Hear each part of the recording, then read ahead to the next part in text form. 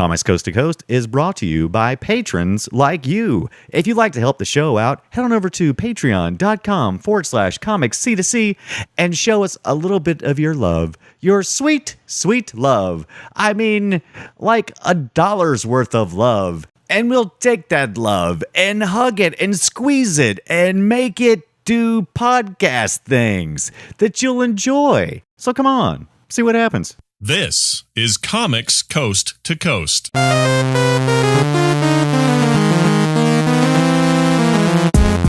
everybody, this is Brian Dunaway, and you're listening to Comics Coast to Coast, episode 315, the Cedric Hohnstadt interview. Before we talk to Cedric, going to reach over here and dry off Joel Duggan of Forge Publishing. Joel, how are you? I am doing fantastic. And speaking of Forge Publishing, I have to give a birthday shout out to Rob Momarts, who was our guest a couple of weeks ago. Yes, today is his birthday. Today's his birthday. That means yesterday was Will Terrell's birthday, right? Terrell. Oh, yes. Was it yesterday or the day before? But Will Terrell had a birthday this week, too. Also a former guest on the show. Yes, absolutely. Love those guys. Good luck with that rain. I heard it's coming in sideways. Yep. Upside down rain. Thanks, Forrest Gump. All right, also with us is Matthew Ducharme and Matt the Wad. Matt. Hey there. Hi, how are you doing this week? I have to say, I am very curious. How's your Kickstarter going there, Jolie? Jolie. It's going. There's a week left, so hopefully people that want the book will go get it. Go get the book already. I've got 2 copies. That's a lie. I only have 1. All right. So, speaking of Kickstarter and some of the awesomeness of the Kickstarterness, we have tonight with us Cedric Hohnstadt. Cedric, how are you? I'm great. How are you? We're doing great. If you're not familiar with Cedric's work, I think probably one place to go would be cedricstudio.com and check it out over there. Is that the best place for people to check out your work and launch into all your content?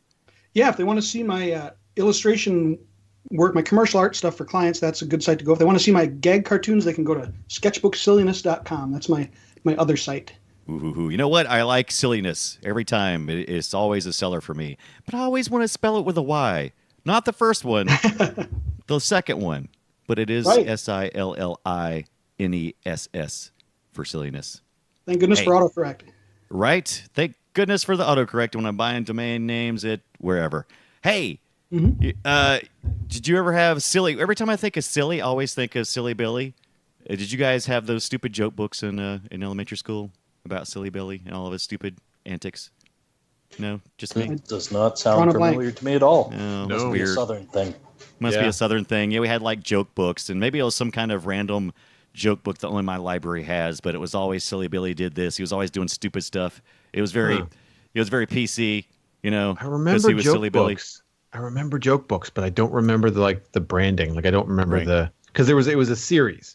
Right. I know it wasn't Silly Billy. It was something else up here in Canada. I'll be totally curious to know what it is in Canada. Hey, if you have silly joke books from your childhood, send an email to guys@comicscoasttocoast.com. I'd like to find out more about your silliness. I remember the one that I remember is, why did Silly Billy tiptoe past the medicine cabinet? Pause. And so he wouldn't wait to sleeping pills. The exact same response I got in the 2nd grade. Nobody laughed. Oh, that was painful. Hey, you're welcome. All right. Hey, Cedric, do you have a bad joke to tell? Oh, my goodness. Come on. The spot. Right? I won't put you on the spot. How about you just give us an elevator pitch? I got a joke. Knock. Who's there? Little old lady. Little old lady who? I didn't know you could yodel. That's a classic. Yeah. I got classic. So. What do you do when the pill salesman comes to the door? Oh my gosh! What do you do when the pill salesman comes to the door? Vitamin. Oh, these are terrible jokes, people. You're welcome. Please don't tune away. All right. Cedric. The dads are all listening intently. Right. Oh, come on. We all love silly jokes. Okay, Cedric, tell us a little bit about yourself and the projects you're working on, especially Sketchbook Sillies, the silliness. I want to hear more about it. Yeah, thanks. Well, I've been, for about 20 years, ever since college, I've been working self-employed as a freelance illustrator. I've kind of jumped around a whole bunch of industries, but the last 10 years or so, I've been doing a lot of work with the toy industry, doing a lot of concept stuff and things. And then a couple years ago, I started creating gag comics I've been putting online called Sketchbook Silliness, and people seem to like it. Some of them really get shared a lot, and yeah, that's the real quick nutshell of who I am. I love it. I especially like the most recent one. It is October the 26th, right for Halloween 2017, and you have Colonel Sanders. For some reason, they're out in the ocean, and the boat is sank, and they're on a life raft. And I'm not going to tell the joke. Just have to go to Sketchbook Silliness and look for the comic around October the 22nd. I love this thing. Hey, I've noticed that you also are looking at a Kickstarter project for a new book, and it'll be soon, right? Any details about this book launch? I've been doing the cartoons for a couple of years now, and like I said, people seem to like them, and I think I've got enough of a following that I could pull off a book of them. And so I'm going to try and launch a Kickstarter book, and see how that goes, see if it flies. I've done one Kickstarter in the past, so hopefully we'll give it another try. Yeah, and you had a successful Kickstarter. Was Yes. it back in 2013? You did a book, and what's the name of that book? That was something called the Pose Drawing Spark Book. That's it. For a long time, I can explain real quick what it is. For a long time, I really wanted to work in the animation industry. And I wanted to do concepts and character design, which found out, so does everybody. If you go out to LA, every artist wants to do that. And I've been in Minnesota my whole life, and I didn't want to necessarily move out there, but for about 5 years, I tried pretty hard. I would go out to a conference every year and show my portfolio around at this animation conference and get lots of feedback. And one thing I kept hearing was, you draw pretty well, but your characters all just look they're just standing there. They're not doing anything. And you need to put stuff in that gives, personality and life and tells a story with each drawing. And so as I was working on that, we were also trying to save up money to move to a bigger house. And I was trying to think maybe a Kickstarter might help with that. And so anyway, I got this idea of doing a supercharged sketchbook that would be, it had three things that were added to a regular sketchbook that made it better. And one was that at the bottom of every 2-page spread was a little drawing prompt that was written that had a situation that was designed to incite you to draw something that involved your character being expressive and acting with their whole body and telling something narrative and entertaining. And then the second thing was sprinkled throughout the book. I had 6 little mini chapters about trying to explain things I was learning about how to put more life and personality into your drawings. And then third thing was in the back of the book, I had about 5 or 6 pages of bonus lists of drawing prompts. And so Pose Drawing Spark Book, and did it on Kickstarter and went pretty well. And I'm all sold out of the physical copies, but I still sell the PDFs on my website. And people seem to like that better because they can just use any sketchbook they want and still open up the PDF and see all the prompts and do a drawing. I like that idea. I like that a lot. So yes, you say it's on your store on Cedric Studio. Right, CedricStudio.com. Yep. Right. And it's I'm seeing it now, the Pose Drawing Spark Book. So is Spark Book, is that your name for it, or is that a more well-known word that I'm just No, that was just something I pulled out of the thin air. I was just trying to think something to spark ideas and try to play off the word sketchbook and something that people would remember. So I like it. I like it a lot. And you also have, let's see. Oh, yes, I like this. And you're right, the PDF Spark Book. Oh, what's the expanded PDF? If I click on this, I won't regret it, right? It'll be the best ever. That one just has the lists in the back of the book are longer. So there's a total of 200 more drawing prompt ideas in that book than in the regular version. Nice. I like that as well. Oh, and you also have one of your webinars available, bringing your drawings to life. Yes, that was something I did as kind of a bonus reward for the Kickstarter. And I talked for, I don't remember, maybe an hour or 90 minutes about stuff that was in the book, things I was learning, and I made a webinar out of that. Wow. Cedric, you're a smart man, I'm telling you. We've talked to a lot of really good artists. You're a really great artist, and I'm also seeing a really smart business mind here. I mean, because for me, I do something silly like post it on YouTube and forget to ask money for it. And you're going to put a store up. Good idea. Yeah, now I do more on YouTube. I think when I first did that a few years ago, I could get away with that more, but now it's Right. It's better, I think, for me in the long term to just if I sell something on my website, I might make a few bucks, but most people aren't going to click on it. If I put it on YouTube, a lot more people will watch it. So absolutely. So there's pros and cons to both. Oh yeah, absolutely. Plus, you got to get a bigger house for all those kids, right?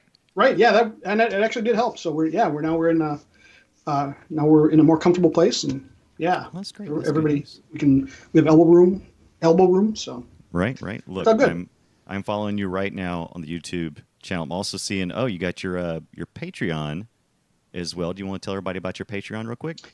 Oh yeah, sure. It's I launched that to go along with my my Sketchbook Silliness cartoons. I love doing those, and they're a ton of fun, and I want to do more of them. But you know the drill. It's there's hard to make money doing webcomics for free on the internet. So yeah, that's one way I'm trying to get some more support to make it more viable to keep doing those. Excellent.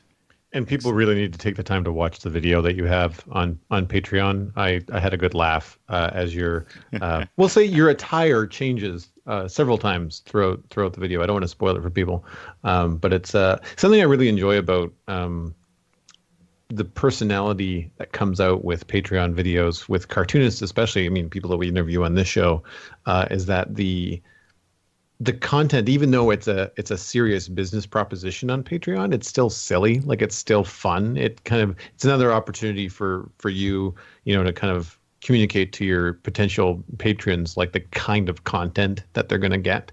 I'm curious, when you're doing that video, like, do you find yourself comfortable in front of the camera, or are you more of a traditional artist where you prefer to be behind the drawing table than in front of a camera? Oh, that's a good question. I'm not shy, but I'm definitely introverted. Like, my sweet spot is just being alone in my cave with nobody bugging me, and being alone hours on end. I love it. Being out with people, I get drained really fast. But if I know what I'm going to say ahead of time, I feel pretty comfortable in front of the camera or microphone.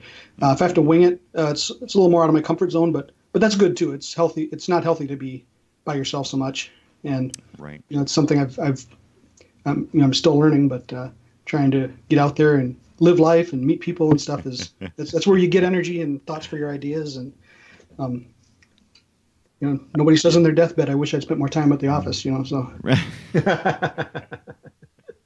that we know of. Right. Yeah. Right. So, as far as we know, that's true. Right. Yeah. So I love it. All right. So, I want to say that I'm a huge VeggieTales fan, and you did some work for VeggieTales, and it sounds like the story took a turn. So can you tell us a little bit about the VeggieTales Noah concept? I've done a lot of stuff for them. They were really huge back in the day, and they were the largest animation studio between the two coasts. They were in Chicago. And then after they released their first feature film, there were some financial troubles, and they really had to downsize. And I think it's changed owners a couple times.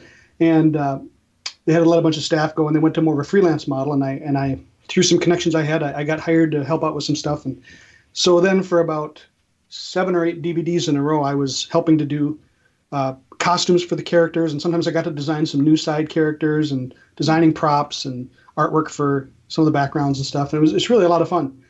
They even made a plush toy out of one of my designs, and so that was pretty cool.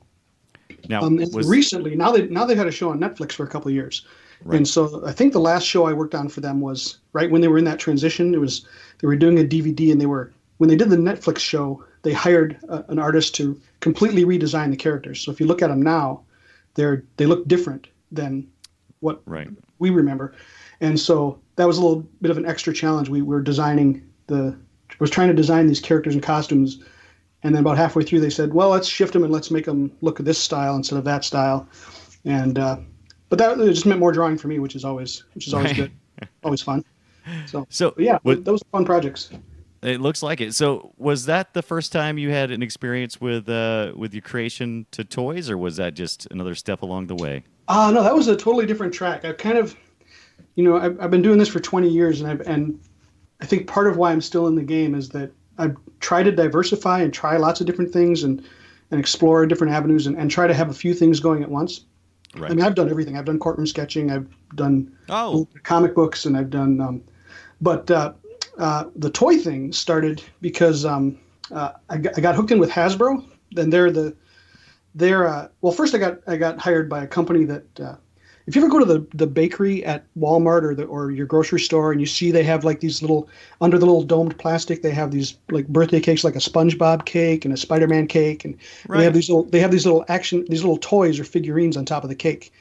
There's a company here in the Minneapolis area that makes those, and they contract with Disney and all these companies, and they hired me to do turnarounds and concept designs for these little figurines, and that was really fun. And then I flew out to an event out in Rhode Island where Hasbro's headquarters are, and got to meet with some Hasbro people and showed them some of my work and got hired with them. And they've been my biggest client, a lot of my bread and butter for about the last 10 years. Nice. So that's really worked out nice. Yeah, some of my favorite work that you've done. I really like this. I think I actually remember this Go-Gurt packaging that a couple of years back. Yeah, from Halloween. Oh yeah, we're huge into Halloween around here. We do like the Halloween, but it's Halloween light. You know, we're not like hardcore slasher films or anything around here, but we're really Halloween light. So we like to watch the Sleepy Hollow and all that stuff and all that Disney, the Hocus Pocus. As a matter of fact, Freeform is running this whole bunch of kind of Disney type Halloween shows and stuff. They're going right now, and it's been a lot of fun because the whole family can sit down and watch it. It's a lot of fun. Yeah. Oh, that's awesome. I've been watching the old Universal horror monsters like Dracula and Frankenstein. Oh, yes. And stuff. Those are fun. Those are great. Also, another thing I love about Halloween time and the fall is something that you worked on, and super jealous. Growing up, I loved Frankenberry and all of the Boo Berry, all of those cereals of that time, and I just couldn't wait for them to come out every year. Like Frankenberry was just I'm trying to remember which one was my favorite, but you got a chance to work on those, and can you tell us a little bit about the monster cereal stuff you did for General Mills? Sure. That I still can't believe I got to do that. It was it was amazing. I've always thought it would be just so cool to do art on a cereal box. That was kind of one of my goals for my professional life. Is someday I want to do cereal box, and so I started looking into how to do that. And I talked to the cereal companies, the Kellogg's and General Mills, and they generally don't do that in house. They all hire it out to different agencies. And so then it was like trying to track down which agencies have those accounts right now, and turned out there was an agency right here in Minneapolis that had that account, and I called, and they let me come in and show my portfolio. And at this point, in my career, I'd been doing it for 10, 15 years. I had some big name clients already, which gave me a lot of credibility, I think. And first they hired me to do I think the Go-Gurt packaging was first, I think. And then, first they hired me to do the back of a Cocoa Puffs box. And then they hired me to do the Go-Gurt packaging, and then they gave me this Monster Cereals thing. And that was a huge honor because at that 1 year, they have the three main characters, like the Count Chocula and Frankenberry and Boo Berry, but they have two side characters, the Yummy Mummy and Fruit Brute, who's a werewolf. That they'd both been tried briefly, 20 years ago or 30 years ago or something. They tried one for a couple of years, and they tried the other one for a couple of years, and they both just kind of came and went. Right. And this 1 year, they were going to try bringing those two back and having 5 characters instead of 3. So they also hired me to do the front of the packaging and to design the new versions of these two characters. Although I do want to be real clear that it was a team effort between me and the art director at the agency. I mean, this was a big project with, a lot riding on it. And so it was, he had actually done, for all the serial stuff I've done, he would do preliminary sketches with rough color and saying, this is kind of what I want. And then hand it off to me, and then I would do my version, and we'd go back and forth and make changes and tweak things and revise. And so if I don't want to make it sound like, I got to just play around and invent whatever I wanted, although that would have been cool too. It's still a big honor to be a part of it. Right. But, that was kind of how it came together. Yeah, I like it because I really like the example you have in your portfolio on your website, because it's like a little comic for the back of the cereal box. And I'll tell you, as a young kid, there was nothing more disappointing to me than no prize inside and a story on the box. As I got older, it's like, yeah, give me the story because that prize is crap, right? Right. I do kind of miss like now that I have kids, I wish they had the toys to play with. But, yeah. But I guess they get plenty of toys from elsewhere. Oh, I don't know. right. Today's generation, I don't know about you guys. We have the whole basement seems like it's 3 feet deep in toys and happiness and stuff. Yeah. It is. You kids today, you don't understand the pains of pouring out a whole box of cereal into a giant bowl so you could get to the prize inside that little plastic, I don't know, frog jumper sometimes. It was like usually for me, it was always one of those little wind up walking things. You wind it up and it would walk across the table by for about 6 inches and then it would stop.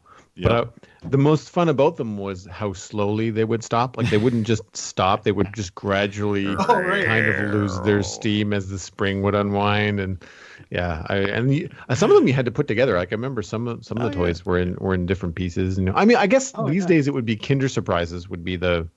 Oh wow! Kinder eggs like that. Those would be the equivalent. But I thought you were going to put a Kinder egg in the cereal box. No. Oh wow! That would be like Russian nesting dolls. That would be awesome. Yeah, prize inside would be. I think these days is pretty more like the Kinder Surprise and stuff like that. So I'm curious, Cedric. With all, I mean, your about page on your website kind of lists some incredibly well-known clients. Is there anybody that you haven't worked with, like any big clients you haven't worked with that you'd like to? That's a good question. I wouldn't mind working for FisherPrice. I've done a lot of stuff for Hasbro. I'm trying to I'd like to land some work with them because I like the toy industry stuff. But no, I'm really thankful that I've been able to do as much as I have so far. I feel like I've already had more than my share of really fun projects. So I'm not really, although I'm always every few years I'm always evaluating like what am I kind of getting bored with this? What do I want to do? Where else do I want to look and stretch so I don't grow stale? But I can't think of anything that's jumping out at me. I've been able to do a ton of fun stuff, and I'm really really glad for that. The one that I'm gonna maybe I could design toys if they put like for adults if they put a toy inside of healthy stuff. Maybe I would buy it. Nice. Like I don't know. Because the brand that I'm seeing in my head that would be a perfect match for what you do, maybe not toy design, but I would say maybe content related design would be Lego. Ooh. Oh, sure. My wife's a huge Lego fan. Yeah, I mean, I know they have a very specific way in how they design their play sets and stuff, but I'm just thinking like with all the crazy humor that they've got in their movies as of late, with Lego Batman and the Lego Movie, like I feel like that kind of quirkiness is right up your alley when it comes to like sketchbook silliness and some of the single panel non sequiturs that you kind of have going on. Like it feels that like it's the same flavor of humor. Sure. Well, that's flattering. Thank you. That would be cool. If they came to me, I would totally say yes. I would say, yes, sir, Mr. Lego. How many? Hey, so I'm looking at your portfolio some more, and you have a snail flashlight for toy design. I'm curious. This looks very technical. Are you doing all this technical stuff, or are they kind of back and forth, kind of like with the cereal thing? It's most of it is just kind of concepts. That one's kind of an unusual was an unusual project, and it was for a place over in Japan, I think, or China. There was a big language barrier. That one but it was still just a concept. It was for me to show to them. Then they take it to manufacturers, and the manufacturer's job is to figure out, okay, well, was this really how it would work? Would the switch have to be moved? Would we? Most of what I get to do, which I think is the most fun, is they'll come to me, like Hasbro or somebody will come to me with an idea, and I can't say real projects because most of what I actually do I can never show. I've done like hundreds of these concepts that I just have to keep under lock and key because of my contract with Hasbro. But hypothetically, let's say if I make something up, maybe they'll say we want to do something combining Transformers with Sesame Street. What would that look like? And it's got to be a plush toy. And so give us some ideas. And so then I'll be like, okay, well, what would that? And then you just get to play around and think about that for a while and do up a bunch of rough doodles. And then if they like some of those, they'll have me do them in full color and real tight drawings. And And then from there, it's off my plate and it goes to their internal departments and they can decide if they're going to pursue it farther or not. By the way, I want this Transformer plushie crossover thing. Make it happen. Yeah. See, Oscar the Grouch's can just transforms into a robot or something. Yeah. Well, I was going to say, Oscar the Grouch just have the can close. Oh, now he's nice. Now he's a Transformer. He did it. He did it. Oh, so I got a question though. So you say you designed this stealth flashlight. So is it commonplace for you to get the final product like sent to you so that you get a chance to look at it and see how close they came to your original vision? It depends. It depends. A lot of times it never actually gets made. A lot of the stuff I concept for whatever reason. Usually I'm not the only artist working on an idea. They'll hire out a few other people as well because they want a bunch of ideas. Mm-hmm. And so, if something actually does get made, I'd say about half the time I get one sent to me. The other time, half the time, if I have to order it on Amazon for $10, it's not a big deal. And then you can't tell anybody about it. It's like, oh, look at this. Isn't this amazing? Right. I totally didn't do it. Look at it. This shelf in my studio with all these toys. I have nothing to do with any of those. Yeah. That's the one thing I've always wondered about as, Illustrator. I've always wondered where I would branch out to. Would I go into greeting cards? Would I go into all these other areas? And, of course, the internet changed everything for me. But you followed this path of doing toys and things, and you have so many non-disclosures where you can't, you don't get credited. Like on the back of the cereal box with this art and stuff, I saw one the other day, and I was like, oh, this kicks. But I love this cereal box art. I'm like, but who did it? Because it's not like you don't get to sign your name on it. So as an artist, how do you process that? Is this like, I got paid? Usually, in my experience anyway, there tends to be a trade-off in that the more rights that they want to purchase and the more control they want to have, the more they pay you. So you kind of make make peace in your head. Well, I made X more dollars for this project, to trade off the anonymity of it. Right. And I'm okay with that. Yep. But it'd be nice if I could show that stuff. But, a little hush money, right? Just right, pretty much. Yeah, it's kind of. They tell you, some art business people will tell you should never sell all the rights to your work, but you have to kind of, weigh the risks. Like, some stuff you can keep and resell, and it has more value if you hold the rights to it yourself. But there's other things you have to weigh. What's the chances that I'm going to do that somebody else is going to want to pay me again for this same piece of artwork versus the extra money I could make for sure if I just sell all the rights and do a work for hire. So I find commercial art is tough like that. Mm-hmm. Mm-hmm. True story. Yeah, but especially because even if you end up being allowed to present it, on your website as a portfolio piece to then get more work, it's usually under lock and key for like 18 months or more, especially if it's like a toy design that does get made. Even though it's getting made, it takes a while for that thing to be produced in China and shipped. And he's like, sweet, once it hits shelves, you can totally talk about it, but you can't for that long period of time. So in the meantime, you're like, well, I can't show anybody. I have to try to get more work. You can mention the client, but that's it, right? Like you can't really talk about what you've actually done, which I've always found that tricky. It's one of the reasons. Actually, it's funny that you mentioned that toys are part of your bread and butter, because I actually ended up leaving toy design because of that. I found it challenging to kind of get them to pay enough to warrant like the huge silence and lockdown and all this content that I was making. Yeah.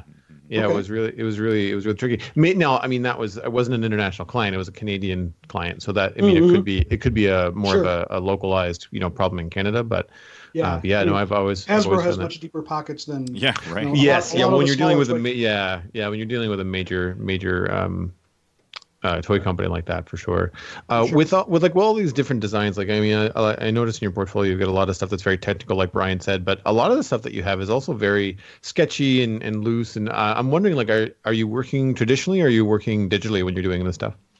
I am all digital. I love working digital. I started learning when I was going to college was right when Photoshop and when Cintiqs were coming out, and I had to actually my professors at the art school didn't even know how to teach Photoshop, so I had to do a self-taught, get credits to teach myself how to do Photoshop, for 3 hours a week, and I love it. I use a lot of brushes that simulate traditional media, but I can, now that I have a Cintiq, I can draw so much faster and I can fix things so much easier. It's really all about time and efficiency. For about 10 years while our kids were growing up, my wife was a stay-at-home mom, and so it was just all on me to make all the income for our family. And so anything I can do to kind of shave off time and make things more efficient so I can have more room for more projects, without getting lazy and sloppy. But for me, working digitally is far and away more efficient. Well, I mean, you certainly, it's so neat these days what you can get away with. Like, I'm looking at your Houdini's baby cartoon on your Sketchbook Silliness page, and I was like, for a lot of the work, I was like, yeah, okay, that's definitely a digital thing. I can see his client work being digital, but like this, the watercolor in this, like, no, this really looks like it might be true. Like, I have to ask him, I'm not sure. And yeah, that's one of those brushes from Kyle. What's his last name? Webster. Kyle Webster, yeah. That's a watercolor brush from him that I've been playing around with. And I could never do watercolor when I worked traditionally in art school. Watercolor would drive me nuts because it's so unforgiving. You can't, you put something in the wrong spot and it's there. And I would just do all this stuff. And I would overwork things. It would look muddy and terrible. But now that I can finally do digital watercolor that looks good, it's kind of fun to play around with that. His brushes are amazing. And his brushes, I'm not sure if you guys know this, but Adobe just had their conference last week or earlier this week. And with the new version of Photoshop, if you're a Creative Cloud subscriber, Adobe bought KyleWebster.com. So he now works for Adobe, and you don't have to buy his brushes anymore. If you're paying for Photoshop, you just get them. That is crazy. Very cool. I love that. I haven't tried that yet. I downloaded the latest version, but I definitely got to try that. I also didn't know that Adobe could buy your domain name and then own you. That's super scary. They bought his business. Like, they folded his business into Adobe, and it's funny. Like, he's got this huge FAQ on his website now, and it's all these questions that he's getting, and it's all the same answer. Like, nope, it's exclusively through Photoshop. They bought us. You have to. Great. How do I get your brushes now? You have to buy Photoshop. Like, you can just tell that. But the fifth or sixth FAQ, you're like, oh, he's been asked this a lot. I bet he's got a lot of hate, right? Yeah. Well, I see. This is the thing, though. They didn't buy him and just give him a bunch of money. They hired him, so he's continuing to develop more brushes. There's lots of other people out there too that you can get brushes from, and the only people that are kicking up a stink are the people that paid for his brushes and then were too lazy to download them before he got purchased. So now they can't. And he's like, it's not really my fault that you took months to download this thing, but people that bought and downloaded the brushes previously, they will still work with their version of Photoshop, and they will work with stuff that, like, when they downloaded it, they downloaded it. Like, I could have, it would be against the agreement that I have, but after buying and downloading Kyle's brushes, I could have sent them to you on Dropbox. Like, there was nothing keeping us from doing that. And I think the issue here, it's probably much better for Kyle, because I imagine brush theft or borrowing or just people trading stuff on the internet was probably a big thing that hurt his business in the bottom line. Now you just can't do that. If you want the latest, if you want like the current 2018 Kyle's brushes, you have to be with Photoshop, and Photoshop checks your subscription before you have access to that. Do you guys know also, is Adobe still having trouble getting people to jump on board with Creative Cloud? Is this a way for them to sweeten the pot a little bit, or is that not a problem anymore? I don't know if they're having any trouble with it. I, for the longest time, didn't do it. I only ever used Photoshop, but since I've branched into some other things in my career, I pay the full. It's 80 Canadian. It's more like, I guess, 50 American. But I took a look at the packages and the things that I would need, and it's basically like graphic design, illustration package. This is the one that I have, and it comes out about $80 a month. And the thing is that I find more advantageous, which may be because I have a small business, because it's a subscription, I can claim 100% of the cost as an operating cost. Whereas when it was once upon a time, you had to pay $500 or $600 for Photoshop or whatever it was, that ends up being a capital cost allowance that you can only claim a certain percentage this year and the next year and et cetera. Canada. Yeah, right. So it works out better for me it's more money, but it's better for me to do the subscription. I don't know if they've had any trouble. There was a podcast. They weren't talking about Adobe specifically. They were talking about, I think, Microsoft. I think it might have been DTNS. But by and large, I think people are becoming more accustomed to subscriptions. And I like the fact that my subscription service is always up to date, as opposed to wondering, do I have to update this? Is it going to work with, like, is the new operating system that I just downloaded for my Mac going to work with the new version of Photoshop? But that's what you're paying for. You're paying this monthly fee because they make sure that it does, right? And I think Microsoft and Adobe, and you may hate me, and you can send me an email, but I think both of them have been fair with their pricing on their products, because generally when I was purchasing flat out Photoshop and other applications and Office, I was skipping one, so I do every other time. And that's just how that's just how people consume, like, phones lots of times and software. You don't get necessarily every one of them. You just kind of get every other one. And if you look at the how much it costs per month over a time period, I mean, it's just like buying it every other year for me, from what I was doing. So I've been okay with the software for service, and I've actually been able to sell that to, people who ask me. It's like, oh, well, I want to get the new Office, but I'm like, I don't want to spend this much money. And I'm like, well, just get the 365 because it's always up to date. It's going to be about the same in the long run. I know it seems scary to pay for something monthly, but in the long run, you're spending about the same amount of money, and it doesn't hurt you all at once. It hurts you every month instead. Well, I mean, I'm looking at the website now, and it's $49 US for everything. Like all of the apps that they offer. I mean, that's everything from Audition to Premiere to InDesign and Illustrator. I mean, like, if you just want a photography package or a Photoshop package, you're looking between $9 and $19 a month. And with all that said, I know you're a college student. I know you're trying to work through. And I know that $9.99 for Photoshop. Is it like $9.99 for Photoshop per month? Students and teachers, all apps, $19.99 a month. And you heard it here first. No, you heard it first. You've heard it plenty of places, but I think it's a lot more reasonable than it was when I was going to school. When I was going to school, you had to go out and steal Photoshop because there's no way a student could afford. That's true. The price for Photoshop. Absolutely. No, I remember. I don't think I owned a legit copy of Photoshop until I was working in animation. I mean, all through school and animation school, I had whatever was accessible.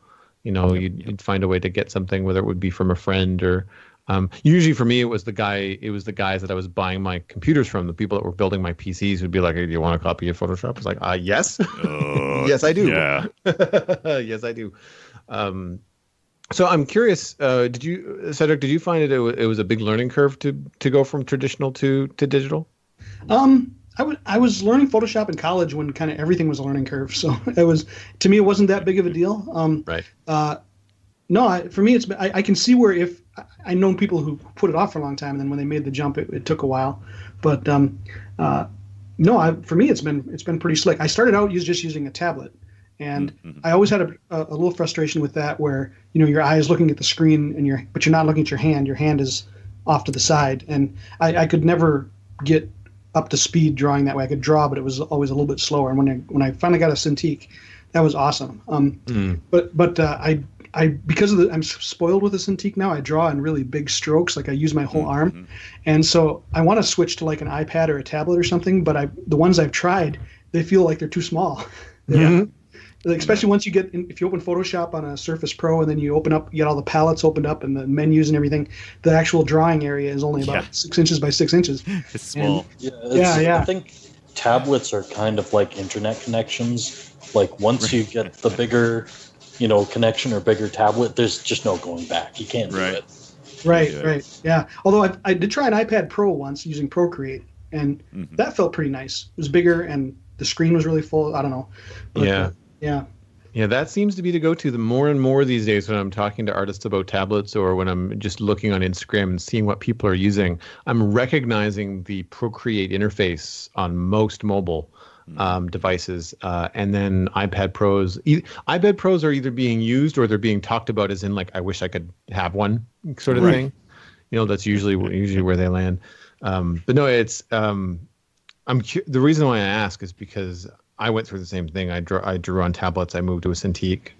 Do you find? Do you still sketch traditionally? Like, do you keep a sketchbook? I have a bunch of sketchbooks lying around, but I don't draw on them very much. Most of it is, if I can, I prefer to do it on the computer. It's just so much easier to do everything that way. But one thing I do still struggle with is the inking. For some reason, I can't. Inking in Photoshop always seems to be frustrating because the lines sometimes don't.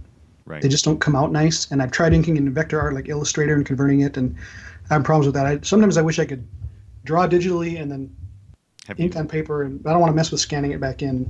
So, Yeah. Have you messed with Manga Studio, Clip Paint Studio? Not too much. Should I? You just for the inking, I had the same problem. I had a great time sketching in Photoshop, coloring in Photoshop, but when it come to the inking, I always had trouble. And when I popped over to Manga Studio, I had a lot more luck. It really felt natural to me. Now I've heard of people say, "No, it didn't work for me," but it worked for me, and I just really like their base set of brushes and inking. It's super easy for me in that application. And they got trials for it. Download a trial, try it out. I'm just saying. I will check that out. I'm just trying to say. That's good to know. Yeah, I find what's worked for me in my Photoshop workflow has been some custom brushes. The issue that I have with Photoshop is the same sort of feeling that you did, is that it's too perfect. Like it looks computer drawn as opposed to hand drawn, despite the fact that you just drew it with your hand. Like, it's really bizarre. And I mean, which is weird because you can draw the line that you don't want, and it looks incorrect, and you're like, okay, that was drawn by me, and that is my mistake. But then when you draw the line in the place where you want it, and it looks good, the finish of it or how it's rendered or something it looks too perfect. And so I maybe experiment with some other brushes and stuff in Photoshop. But I've heard and I've seen a lot of people talking about Manga Studio. Derek Loffman, who's been on the show, and Pat Boutin, Boutin, I think. I'll have to look at his name up real fast. But his stuff, he definitely works in Manga Studio, and his stuff is ridiculous. It looks very traditional how he handles the stuff in Manga Studio. What was that name again? Pat Boutin. I'll look it up. I think it's Boutin. And Manga Studio has an interface that is very similar to Photoshop. Once you get in there, I mean, at first it'll be a little bit disorienting, but then you're kind of like, oh, okay, I see what they're doing now. I kind of get it. So, it wasn't a big learning curve for me to jump to that. Yeah. Okay. Yeah. Thanks, guys. Yeah, I'm right. PAT_BOUTIN on Instagram. He posts both the finished pieces as well as videos of him doing it. They're time lapse, like they're super fast, but you get kind of an idea of like his workflow and stuff like that. It's really cool, especially because you were talking about like saving time, and this guy pounds out black and white ink drawing that you traditionally would take forever. And you just and he's got like these texture brushes, like the spatters and the what do they call the films, like the dot patterns and the zip tones. Zip tones, zip tones are built into Manga Studio, and so like he can get this very traditional looking piece in a short amount of time, which is very, very cool. So, and plus he draws he draws like super muscly samurai, so it's also like really fun. It's like super fun work at the same time, but yeah. Oh, cool. It's got a lot of good things. It's got a lot of bad things. There's lots of.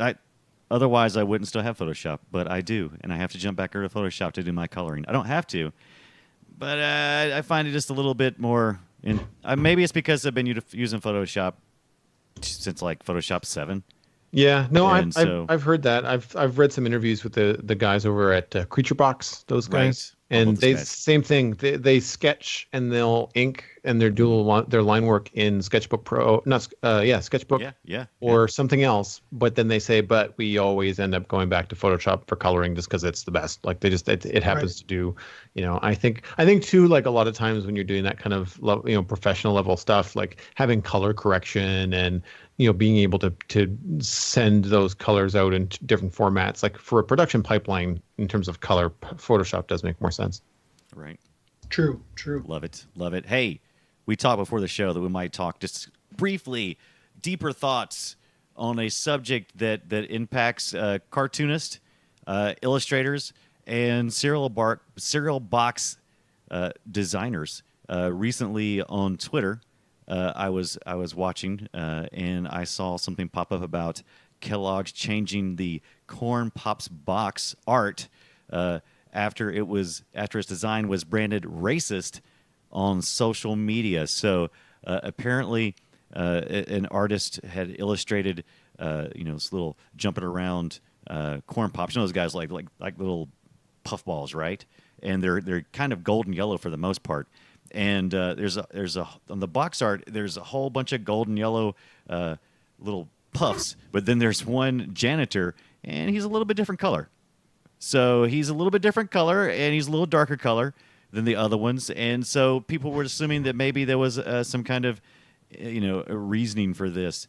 And so I just want to talk just for a minute, not necessarily about how outraged we are about that, because I don't know if it was a mistake made, or if there was some kind of misstep, or even if it was intentional. I don't know. I don't really want to talk about it on Comics Coast to Coast because we don't get into that kind of stuff. We mostly want to talk about how do we as artists become more socially aware while creating content. Is it common sense? Is common sense enough for us to kind of watch ourselves and kind of make sure that we don't do something stupid? And how do you respond once you make that mistake? Anybody? I've had the compliment before on Starcrossed from people that are part of one visual minority or another, saying how much they appreciate the fact that when I draw a crowd of people in a bar, I'm drawing multiple ethnicities in the bar. Right.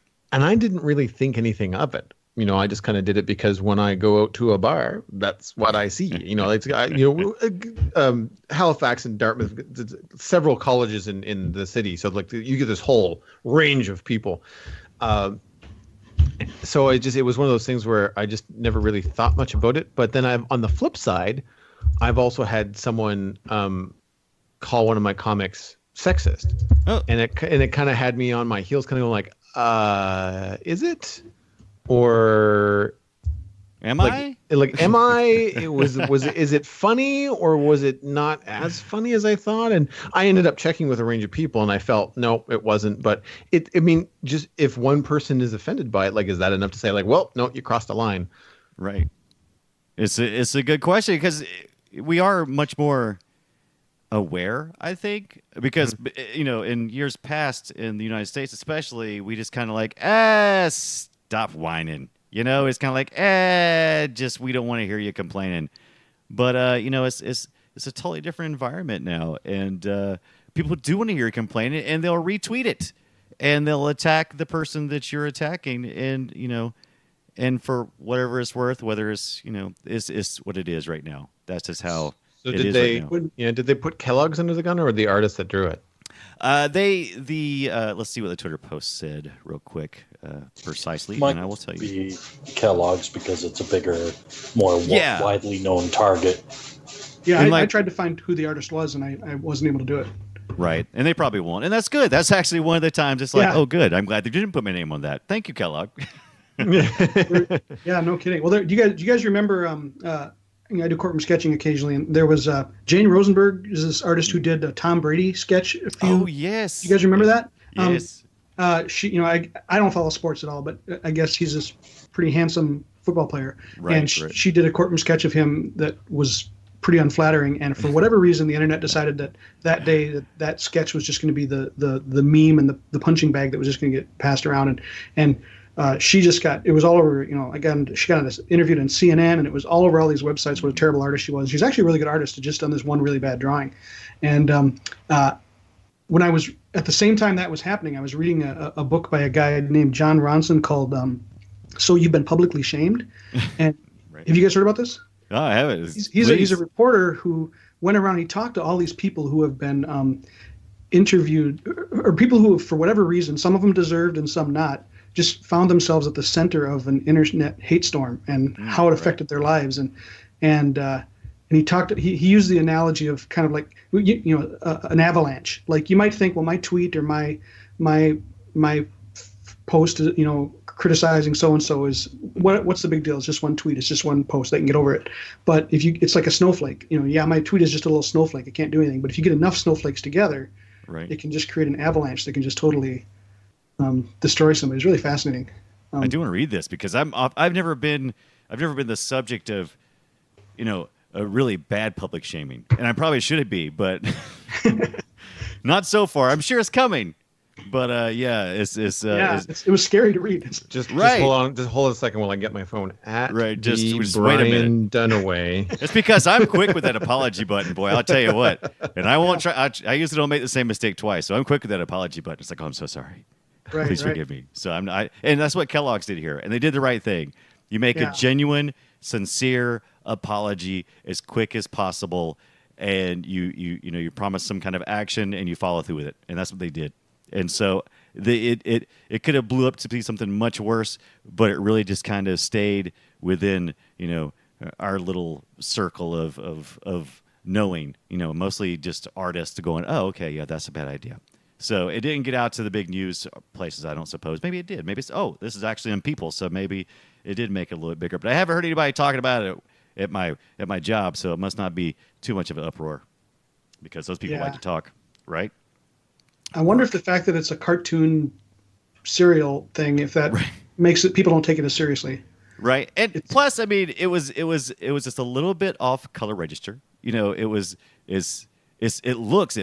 pops out at your eye. I mean, it's definitely, you definitely see what they're talking about immediately when you see the cover. Cedric had a good theory about it that might hold weight. Right. It was if you look, I mean, your people listening to this can't see it, but if you look at the image, there's all these little cartoon, what are they, corn puffs? Right.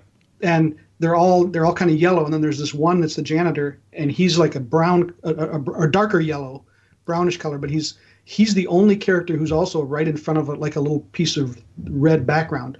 And I suspect, I could be wrong, but I suspect that maybe it was either like a printing mistake or something in Photoshop with the layers, the overlays or something, where just some of that red seeped through. And because it seems really weird if you're the artist that you would intentionally pick one character and if you were going to make him racist, I think it would have gone with a darker color. You would have really gone overboard with it. But if you're going to go ahead and do it big. I don't know.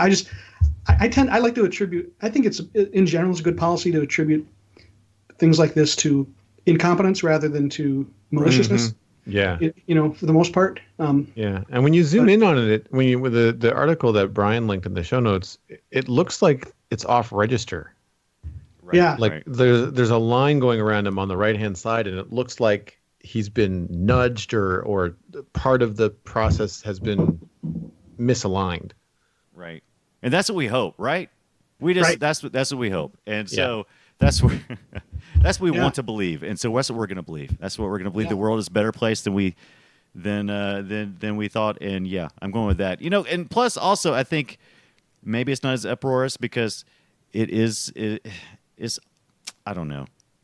I can't go any further than that. That's all I can say about that. I don't know if this is getting too deep in the weeds. You guys just let me know. Right.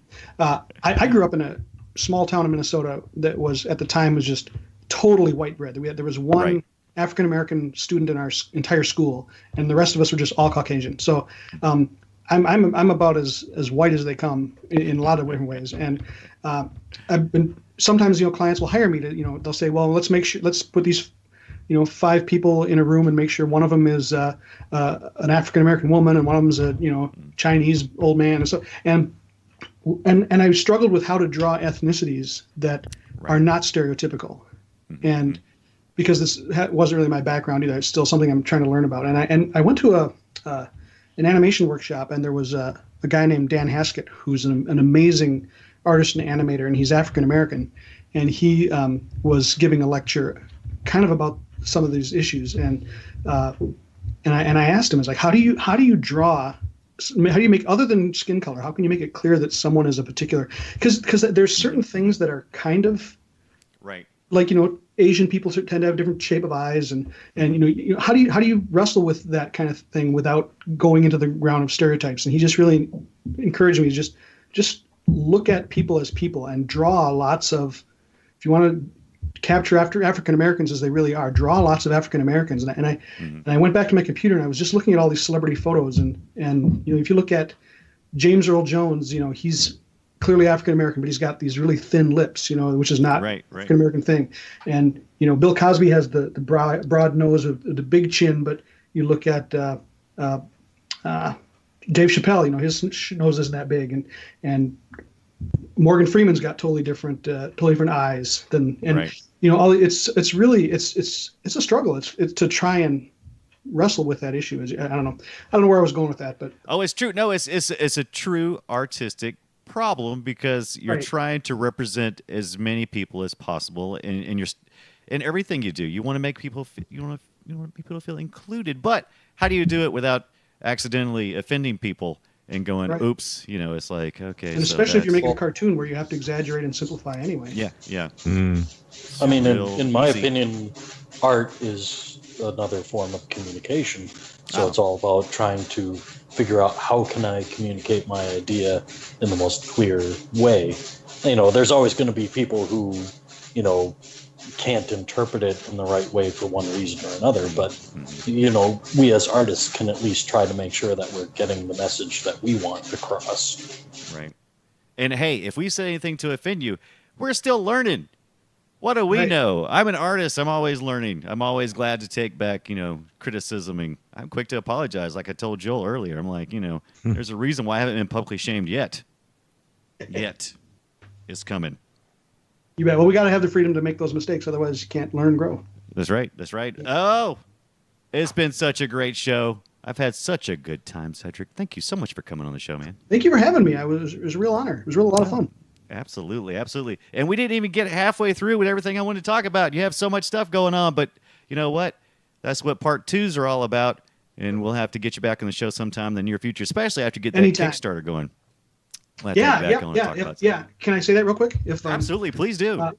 So I've got these gag cartoons that I'm really having a lot of fun with, sketchbooksilliness.com, and I'm going to be doing a book, and so if you the first couple days of a Kickstarter are really crucial. And so it's going to be launching soon. I'm not sure exactly when, but in the next couple weeks, hopefully.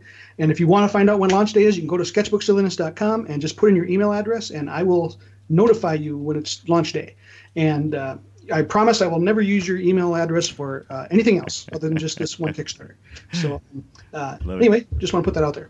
Absolutely. Oh, you know what, Matt? I walked all over your last question ever, didn't I? Well, that's all right. There's always time to cram it in there. Cram it in there. So, Cedric, who are some artists that we and our listeners should be aware of and should be following? You bet.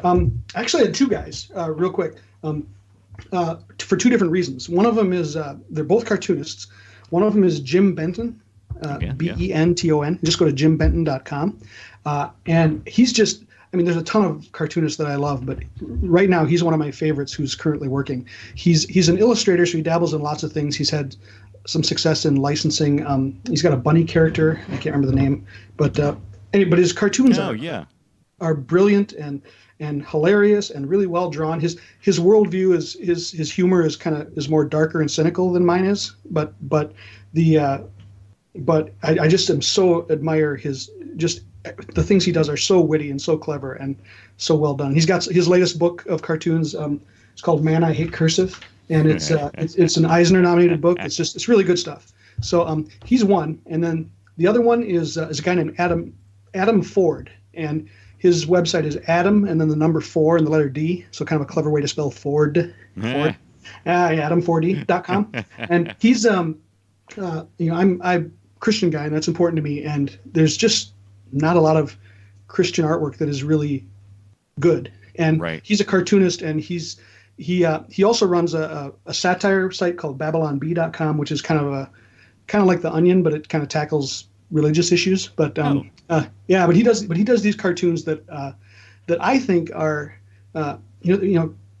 Christianity and Christians have a lot of baggage around us right now, that cultural baggage that we're trying to deal with, and I think he does a good job of trying to address hot button topics or educational things to teach people things or make people think in ways that are respectful but clever, and so I like a lot of his work. So just wanted to give him a shout out as well. So I do like his man bun. Yeah, about that man bun. It doesn't end well for the guy with the man bun from what I'm reading. No, I'm just kidding. It's good. Check it out. Yeah. Check it out. Adam 4D, a curiously Christian webcomic. I'm down with that. So we're going to look at that. And that's it. So that was Cedric. Thank you again one more time. Sorry about stepping on Matt's last question ever. Just give us one more reminder where people can see your work at, Cedric. You bet. My illustration, if you want to hire me to do work, it's cedricstudio.com. And if you just want to look at cartoons and hopefully laugh, sketchbooksilliness.com. Love it. Love it. Also, Joel Duggan, thank you so much for being on the show. Where can people visit you?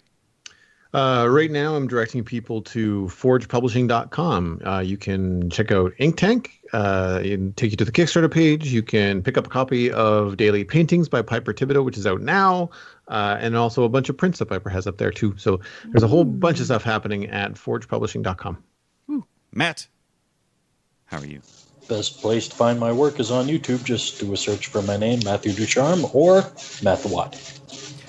BrianDunaway.com until Adobe buys me, or at the Brian Dunaway on Twitter. Also, upcoming, Joel Duggan, is this correct in the show notes? Who's going to be our guest next time? Oh, I don't know if I didn't. I did. Yes, it is. Yes, that's correct. All right, so Fran Kraus of Deep Dark Fears up next on Comics Coast to Coast. Check it out at deep-dark-fears.tumblr.com. That's it. Thank you, guys. We'll see you next week.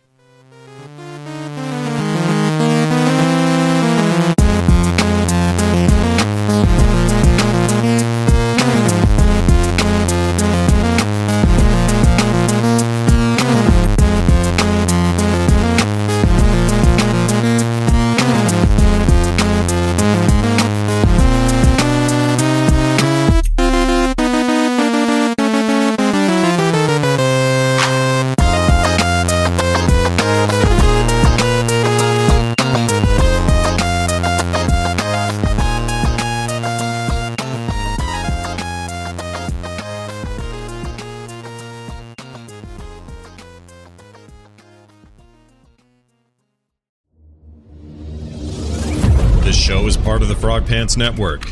Get more at frogpants.com.